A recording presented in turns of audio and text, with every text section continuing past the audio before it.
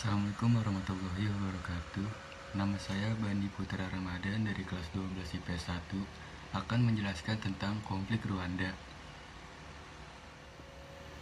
Permusuhan etnis di Rwanda. The Lost Continent, benua tenggelam, adalah citra yang ditunjukkan sebagian orang Afrika terhadap Afrika. Penyebutan itu tidak berlebihan mengingat begitu banyak masalah yang selama ini melanda benua tersebut.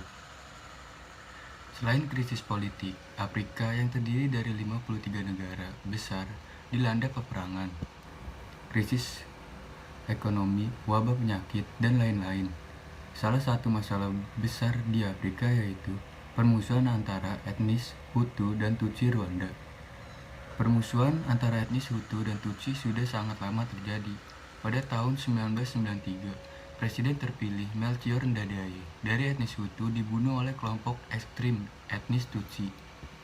Peristiwa itu memicu terjadinya pembantaian oleh etnis Hutu terhadap etnis Tutsi, antara lain di Burundi, Kongo, dan Rwanda. Pembunuhan etnis Tutsi oleh etnis Hutu setiap hari berlangsung di berbagai daerah tanpa mengenal ampun. Ketegangan dan ketakutan yang melanda etnis Tutsi belum juga reda, tiba-tiba terdengar lagi bahwa Presiden Rwanda Juvenal Habyarimana, pengganti Melchior Ndadaye, tewas karena kecelakaan pesawat. Berita kematian Juvenal cepat tersebar luas. Diberitakan bahwa pada tanggal 6 April 1994, Presiden Juvenal Habyarimana disertai Presiden Burundi Cipin Nuremira baru kembali dari Tanzania. Dia di penerbangan pulang ke Rwanda, itulah pesawat ditembak jatuh oleh kaum etnis Hutu.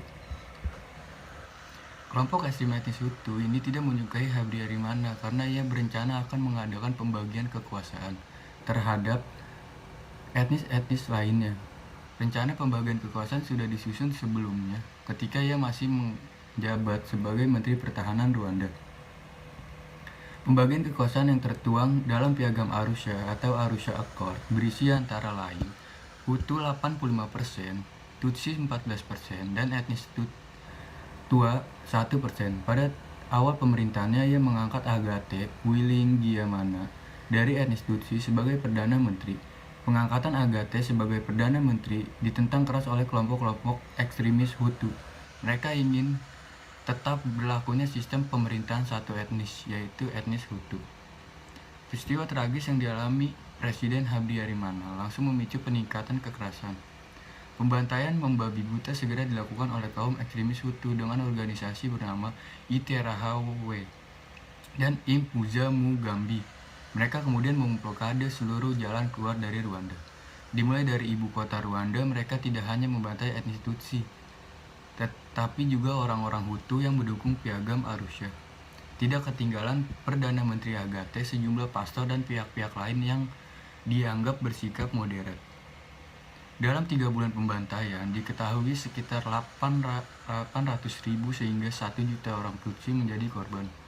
Kemudian setelah kejatuhan kota Kigali, masih ditemukan lagi 300 jenazah di Nyarubuye, serta 250.000 jenazah di Gisozi. Pembunuhan massal tahun 1994 itu dikenal sebagai genosida Rwanda, yang sebenarnya merupakan sebuah konspirasi keji. Disebut konspirasi karena pembantaian tanpa peri kemanusiaan itu adalah pengaruh dari Paul Kagame, pemimpin Front Patriotic Rwanda atau Rwanda Patriotic Front (RPF). Hal itu terbukti ketika tidak lama setelah itu ia menjadi presiden menggantikan Habyarimana. Permusuhan antara etnis yang terjadi di negara-negara Afrika ini membuat semangat nasionalisme tidak pernah berkembang. Solidaritas dan visi sebagai sesama warga negara tidak pernah tumbuh. Masing-masing etnis mengambil posisi berseberangan dengan tidak pernah keinginan untuk saling memusnahkan.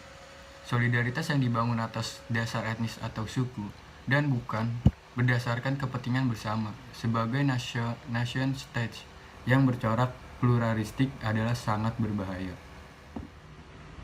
Sekian video penjelasan tentang konflik Rwanda dari saya. Jangan lupa like, share, and subscribe. Dah.